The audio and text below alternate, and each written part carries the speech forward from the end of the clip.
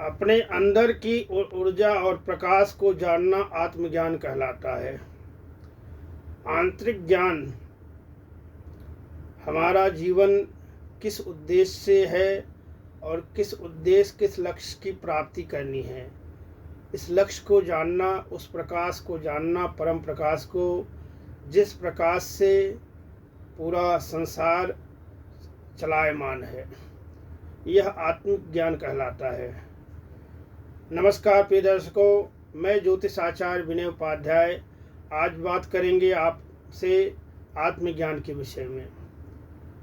आत्मज्ञान, आंतरिक शक्ति, सभी के अंदर एक ही शक्ति काम करती है, सभी एक शक्ति से चलायमान होते हैं।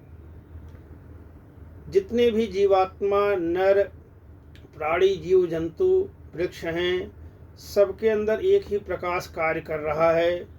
वह कौन सा प्रकाश है? जिस प्रकाश के द्वारा जीवात्मा अपना कार्य कर रही है, उस प्रकाश के विषय की तरफ अग्रसित होना या उस प्रकाश के विषय में जानना हमारा मूल उद्देश्य होता है। आत्मज्ञान का मतलब हमें यह जानना चाहिए कि हमारे अंदर जो प्रभाव है वही दूसरे के अंदर है, और दूसरे की तकलीफ़ को अपने अंदर समझना चाहिए। इसलिए परोपकार की स्थितियां करनी चाहिए। किसी के भी तकलीफ़ को या परेशानी को अलग नहीं समझना चाहिए अपने से, क्योंकि सभी एक ही प्रकाश से संबंधित हैं। सबके अंदर एक ही प्रकाश कार्य कर रहा है। उस प्रकाश से हम जुड़े हुए हैं, जिसके नाते सबका संबंध एक दूसरे से जुड़ा हुआ है।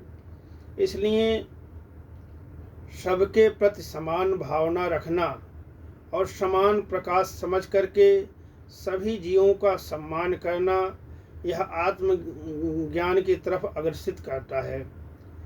किसी भी जीव में अलग प्रभाव या अंश नहीं है। सभी जीवों के अंदर एक ही प्रकाश है।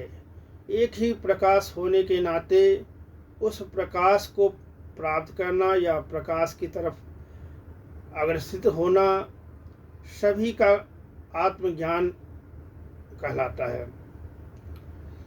अपने आप को मूल उद्देश्यों से जोड़ना, मूल उद्देश्य से जोड़ करके उस मूल उद्देश्य पे चलना, अपने आप को किस लक्ष्य, किस प्रकाश की प्राप्ति के लिए जन्म हुआ है, उस मूल उद्देश्यों को प्रयास करना, प्राप्त करने का, यह आत्मज्ञान कहलाता है।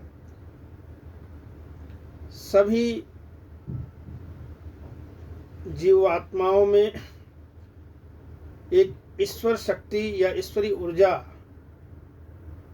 को देखना और अपने मूल धर्म, मूल कार्य की तरफ चलना, किसी को तकलीफ नहीं देना। किसी को तकलीफ देने का मतलब है आंतरिक ज्ञान से परे हैं हम। जब हम किसी को तकलीफ देते हैं तो आंतरिक ज्ञान हमारा कार्य नहीं करता है, क्योंकि जिसको आत्मिक ज्ञान होगा वह किसी भी जीव को तकलीफ नहीं देना चाहेगा। आत्मिक ज्ञान प्रकाश से जोड़ता है। प्रकाश से जो व्यक्ति जुड़ा होता है, आत्मिक ज्ञान से जुड़ा होता है, उस जीवात्मा को यह मालूम होता है कि सबके प्रति समान भाव ही आत्मिक ज्ञान है। तो इसलिए परोपकार की तरफ जुड़ना, लोगों का सहयोग करना, किसी के तकलीफ़ में काम आना और परेशानियों का किसी के दूर करना आत्मज्ञानी पुरुष का काम होता है। आत्मज्ञानी लोग किसी को तकलीफ़ नहीं देना चाहते हैं। अपने दृढ़ निश्चय और दृढ़ पराक्रम से अपने मूल उद्देश्यों तक प्राप्त होते हैं, मूल उद्देश्यों की प्राप्ति करते हैं। हमारा कर्म, दृढ़ निश्चय आत्मज्ञान की तरफ ले जाता है। हमारा जीवन एक कर्म की बात है, वृक्ष या गाय या नदी अपने जल का स्वयं ग्रहण नहीं करती है, वृक्ष अपने फल को स्वयं ग्रहण नहीं करता है, या गाय अपने दूध को स्वयं ग्रहण नहीं करती हैं। तो सबका मूल उद्देश्य होता है परोपकार भाव। हमारा मूल उद्देश्य होना चाहिए कि एक दूसरे के कार्य में सहयोग हो, किसी को तकलीफ़ न देना, किसी के परेशानी में या तकलीफ़ में उसका उपहास करना, यह आत्मज्ञान का चिन्ह नहीं होता।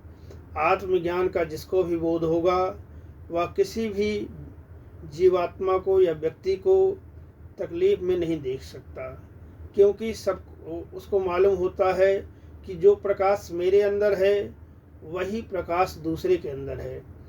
इसलिए परोपकार करना मानव जीवन का परम उद्देश्य है और ये आत्मज्ञान की स्थिति है।